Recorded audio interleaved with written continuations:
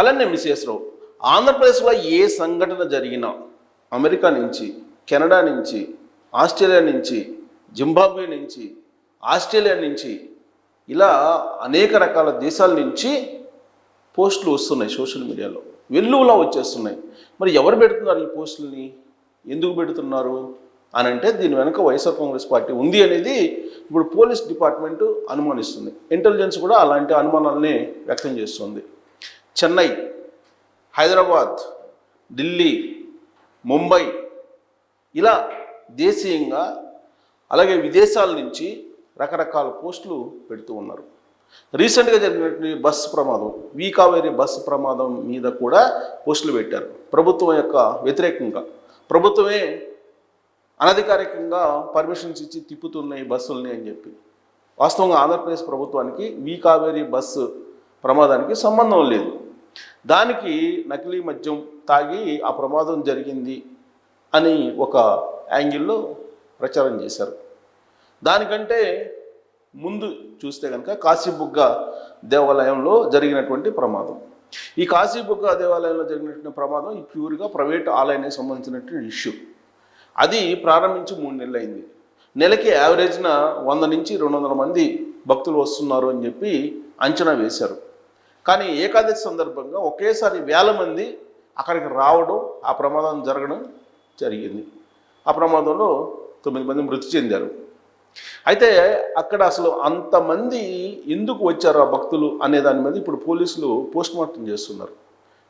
ఒకేసారి 1000 మంది అలా వచ్చారు, ఏకాదశి సందర్భంగా అక్కడికి రావడం జరిగిందా, లేదంటే ఆ ఆలయానికి సంబంధించిన నిర్వాహకులు వేలాది మంది తరలి రావాలని చెప్పి ప్రచారం చేశారా అనేది ఒక ఇన్వెస్టిగేషన్ జరుగుతూ ఉంది. ఈ లోపుగానే ఈ ప్రమాదానికి కారణం ఆంధ్రప్రదేశ్ ప్రభుత్వమే. ఆంధ్రప్రదేశ్ ప్రభుత్వం సెక్యూరిటీ ఇవ్వలేదు, అందుకే ఆ ప్రమాదం జరిగింది అని చెప్పి ప్రభుత్వం మీద దుమారం లేపుతూ పోస్టులు పెట్టడం జరిగింది. ఇక మెడికల్ కాలేజీలు పీపీపీ మోడ్లో ఇవ్వడంలో ఎలాంటి తప్పు లేదని చెప్పి హైకోర్టు చెప్పింది. పీపీపీ మోడ్లో ఇస్తే ప్రభుత్వానికి భారం ఉండదు, దానివల్ల ప్రయోజనం అని చెప్పి హైకోర్టు భావించింది.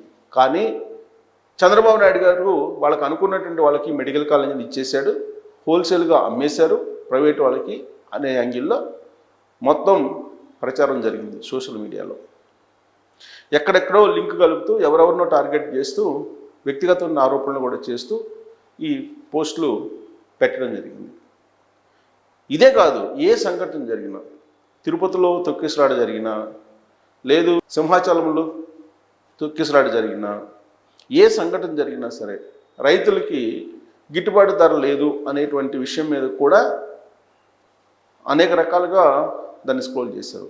ఈవెన్ మెంతని తుఫాన్ కారణంగా జరిగినటువంటి నష్టం ఏమీ లేదు, ప్రాణ నష్టం, ఆస్తి నష్టం మాత్రమే ఉంది. 5,000 కోట్ల రూపాయల ఆస్తి నష్టం జరిగింది, పంట నష్టం జరిగిందని చెప్పి అంచనా వేసింది ప్రభుత్వం. కానీ మెంతని తుఫాన్ కూడా చంద్రబాబు నాయుడు గారు క్రియేట్ చేసినటువంటి ఒక తుఫాను, ఆర్టిఫిషియల్ క్రియేషన్ అని చెప్పి ఒక ప్రచారం చేశారు. ఇలా రకరకాలుగా ప్రచారాలు చేస్తున్నారు. ఏ ఒక్క సంఘటన జరిగినా దాన్ని కులానికి, మతానికి, ప్రాంతాలకి లింకప్ చేసి పెడుతూ ఉన్నారు. జోగి రమేష్ ఆయన లిక్కర్ స్కామ్లో ఉన్నారు, నకిలీ మద్యం కేసులో ఉన్నారు. దానికి సంబంధించిన ఆధారాలు ఉన్నాయి, పోలీసులు ఆయన అరెస్ట్ చేశారు. ఆయన బీసీ కాబట్టి బీసీలని టార్గెట్గా చేస్తూ ఆయన్ని అరెస్ట్ చేశారు అనేటువంటి యాంగిల్లో ఫోకస్ చేస్తున్నారు. ఇక నకిలీ మద్యానికి సంబంధించి 2022 నుంచి జరుగుతుంది.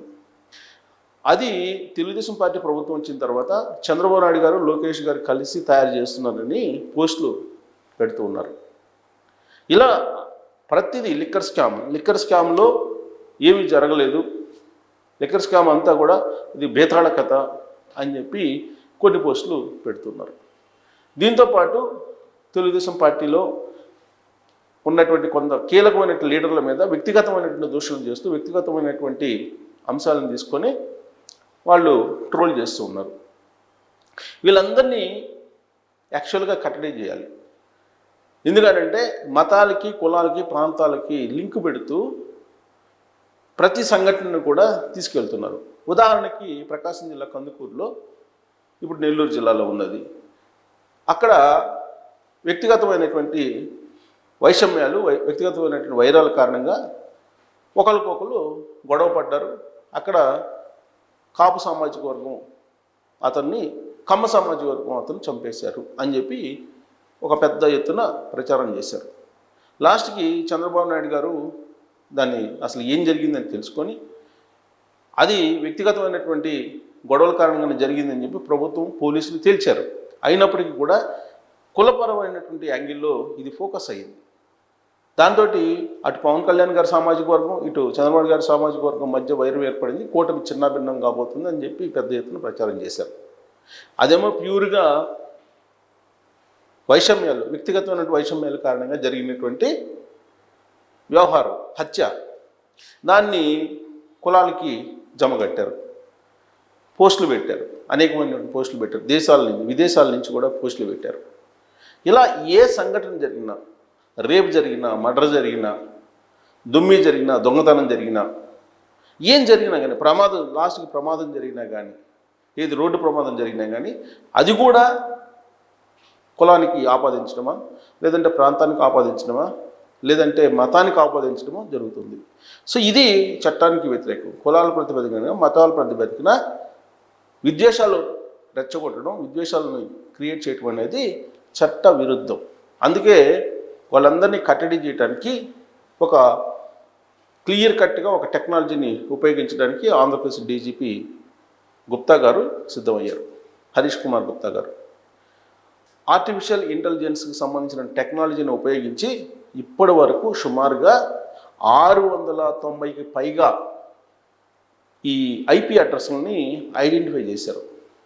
విదేశాల నుంచి పోస్టులు పెడుతున్నటువంటి వాళ్ళని, అలాగే స్వదేశంలో ఇతర ప్రాంతాల నుంచి పోస్టులు పెడుతున్నటువంటి వాళ్ళ ఐపీ అడ్రస్లని ఐడెంటిఫై చేశారు. ఆ ఐపీ అడ్రస్ల నుంచి పోస్టులు ఎలా వస్తున్నాయి అనేది కూడా అబ్జర్వ్ చేస్తున్నారు. అంతేకాదు ఎవరైతే కంటెంట్ క్రియేట్ చేసి ఆ కంటెంట్ని పోస్ట్ చేస్తున్నారో వాళ్ళు మొట్టమొదట పోస్ట్ చేసినటువంటి వాళ్ళు దాన్ని డిలీట్ చేస్తున్నారంట, ఎగ్జిట్ అయిపోతున్నారు. అది కూడా గమనించారు.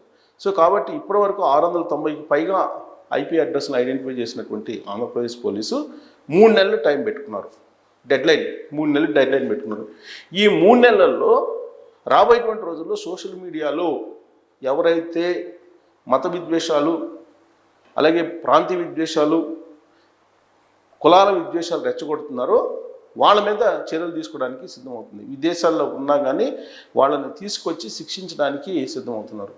ఇప్పుడు ఆల్రెడీ ప్రపంచవ్యాప్తంగా కూడా ఇప్పుడు ఇన్ఫర్మేషన్ టెక్నాలజీ బాగా వస్తున్నటువంటి క్రమంలో చట్టాలు మారుస్తూ ఉన్నారు. భారతదేశంలో కూడా చట్టాలని మారుస్తూ ఉన్నారు. అందుకే మారుతున్నటువంటి చట్టాలకు అనుగుణంగా, ఇప్పుడున్నటువంటి చట్టాలకు అనుగుణంగా విదేశాల్లో ఉన్నా సరే ప్రాంతాలు, కులాలు, మతాలకి మధ్య వైషమ్యాలు రేపేలాగా పోస్టులు ఎవరైతే పెడుతున్నారో వాళ్ళ మీద ఖచ్చితంగా చర్యలు తీసుకోవాలని చెప్పి దానికి 3 నెలలు టైం పెట్టారు. 3 నెలల తర్వాత ఇలాంటి పోస్టులు సోషల్ మీడియాలో రాకుండా ఉంటాయని చెప్పి హరీష్ కుమార్ గుప్తా గారు హామీ ఇస్తూ ఉన్నారు. మరి హరీష్ కుమార్ గుప్తా గారు ఆర్టిఫిషియల్ ఇంటెలిజెన్స్, అలాగే లేటెస్ట్గా వచ్చిన టెక్నాలజీని, టూల్స్ని ఉపయోగించుకొని 3 మంత్స్లో సోషల్ మీడియాలో విషం కక్కుతున్నటువంటి కొంతమందిని అడ్డుకోగలరా, అడ్డుకునేటువంటి ప్రయత్నం ఆయన చేస్తున్నటువంటి క్రమంలో ఆయన సక్సెస్ కాగలరా, ఆంధ్రప్రదేశ్ పోలీస్ సక్సెస్ కాగలరా అనే దాని మీద మీరు కామెంట్ చేయొచ్చు. Thank you.